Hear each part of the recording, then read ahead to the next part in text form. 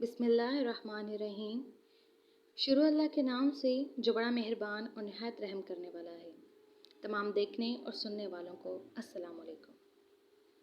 دوستو، آج ہم حضرت نوح علیہ السلام کا ذکر کریں گے۔ حضرت نوح علیہ السلام کا شمار اللہ کے جلیل القدر پیغمبروں میں ہوتا ہے۔ آپ کا اصل نام شکر بتایا گیا ہے۔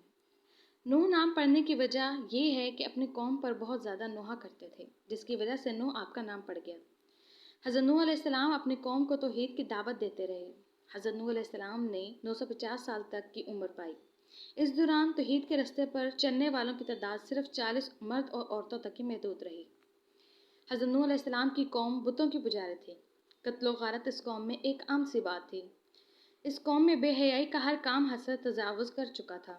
حضرت نوح علیہ السلام جب بھی اس قوم میں تبلیغ کرنے جاتے، وہ آپ علیہ السلام کو اتنا زد و کوب کرتے اور اپنی طرف سے مردہ سمجھ کر کپڑے میں لپیٹ کر دور جا کے پھینک آتے تھے۔ ایک دن حضرت نوح علیہ السلام اپنی قوم میں خدا واحد لا شریک کی دعوت دینے اپنے قوم کے پاس پہنچے کہ قوم حضرت نوح علیہ السلام کو دیکھ کر بھڑک اٹھی اور حضرت نوح علیہ السلام کو اتنا مارا کہ آپ کے کپڑے لہو لہان کر دیے گئے۔ حضرت نوح علیہ السلام دل برداشتہ ہوئے اور قوم کے لیے بد دعا کی۔ دعا گو ہوئے، ایک خداوندی قدوس میں کافروں میں گھر چکا ہوں اور میرا آپ ان سے بدلا لیں۔ حضرت جبرائیل علیہ السلام بہشت میں سے ایک شاخ کو لے کر حضرت نوح علیہ السلام کے پاس حاضر ہوئے۔ حضرت نوح علیہ السلام نے اس شاخ کو زمین میں گاڑ دیا۔ 40 برس گزرنے کے بعد یہ درخت اتنا مضبوط اور توانا ہوا کہ اس کی لمبائی اور موٹائی 600 گز تک جا پہنچی۔ حضرت نوح علیہ السلام کو جب ان کی قوم نے زیادہ ستانے لگی اور کوئی بھی موقع ہاتھ سے نہ خالی جانے دیا تو حضرت نوح علیہ السلام نے اپنی قوم کے لیے بد دعا کی۔ میرے مولا، میں اس قوم سے نا امید ہو چکا ہوں۔ اس زمین پر ایک بھی کافر کو نہ چھوڑیں، ان کی نسلیں برباد کر دیں۔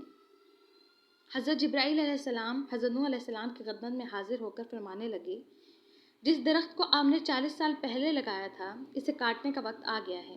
آپ اسے کاٹ کر تختے بنائیں اور میں آپ کو اس کی کشتی بنانا سکھاؤں گا۔ حضرت نوح علیہ السلام نے ان تختوں کو تیار کیا۔ ان میں سے پہلے تختے پر حضرت آدم علیہ السلام، دوسرے تختے پر حضرت شیث علیہ السلام، جبکہ تیسرے تختے پر حضرت ادریس علیہ السلام کا نام لکھا گیا۔ اس طرح 1,24,000 پیغمبروں کے ناموں کو ان تختوں پر لکھا گیا۔ اس کشتی کی لمبائی 1000 گز اور اس کی چوڑائی 400 گز تھی۔ کشتی جب تیار ہونے کے قریب تھی تو اس میں 4 تختوں کی کمی کی رکاوٹ ہو گئی۔ حضرت نوح علیہ السلام نے حضرت جبرائیل علیہ السلام کو بتایا تو حضرت جبرائیل علیہ السلام فرمانے لگے، حضرت محمد صلی اللہ علیہ وآلہ وسلم اللہ تعالیٰ کے آخری نبی ہیں۔ حضرت ابوبکر صدیق، حضرت عمر، حضرت عثمان غنی اور حضرت علی المرتضیٰ رضی اللہ تعالیٰ عنہ ان کے 4 یار ہیں۔ ان کے ناموں کے تختے لگائیں، مگر اس کے لیے لکڑی دریائے نیل کے اندر لگے ہوئے درخت سے لانا ہوگی۔ حضرت نوح علیہ السلام نے اپنے بیٹوں سے لکڑی لانے کو کہا تو انہوں نے انکار کر دیا۔ اوج بن انق کو حکم ہوا تو اس درخت کی لکڑی لے کر آئے۔ یوں یہ کشتی 1,24,000 پیغمبروں اور حضرت محمد صلی اللہ علیہ وسلم کے 4 یاروں کے نام پر مکمل ہوئی۔ حضرت نوح علیہ السلام کی کشتی تیار ہوئی تو ان کی قوم حضرت نوح علیہ السلام کا مذاق اڑانے لگی۔ پہلے تو پیغمبر ہونے کا دعویٰ کرتے رہے، اب بڑھائی کا کام شروع کر دیا ہے۔ چلو، اب کشتی تیار تو کر لی ہے، لیکن کشتی کو تیرنے کے لیے پانی کی ضرورت ہوتی ہے۔ اس ریت پتھر پر کشتی کیسے تیرے گی؟ حضرت نوح علیہ السلام کو اللہ تعالیٰ کی طرف سے حکم ہوا کہ اپنے اہل و عیال اور ہر جنس کے ایک ایک جوڑے کو کشتی میں سوار کرو۔ اس کے بعد اتنا تیز طوفان اور بارش آئی کہ حضرت نوح علیہ السلام کی کشتی میں سوار ہونے والے انسانوں، حیوانات، چرند پرند کے علاوہ کوئی بھی جاندار روئے زمین پر باقی نہ بچ پایا۔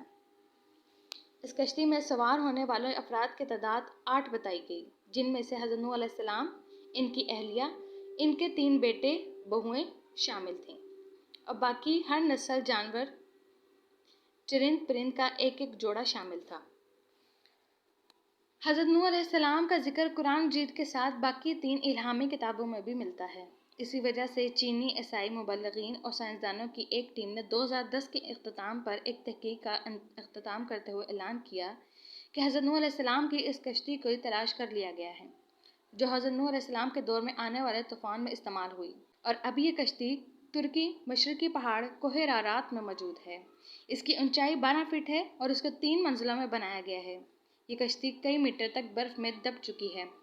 حضرت نوح کی کشتی کو تلاش کرنے کے لیے پچھلے 200 برسوں سے درجنوں بھر ٹیمیں لگی ہوئی تھیں، جس کے بارے میں قرآن مجید میں فرمایا گیا کہ وہ ایک جودھی چوٹی سے ٹکرا کر رک گئی تھی۔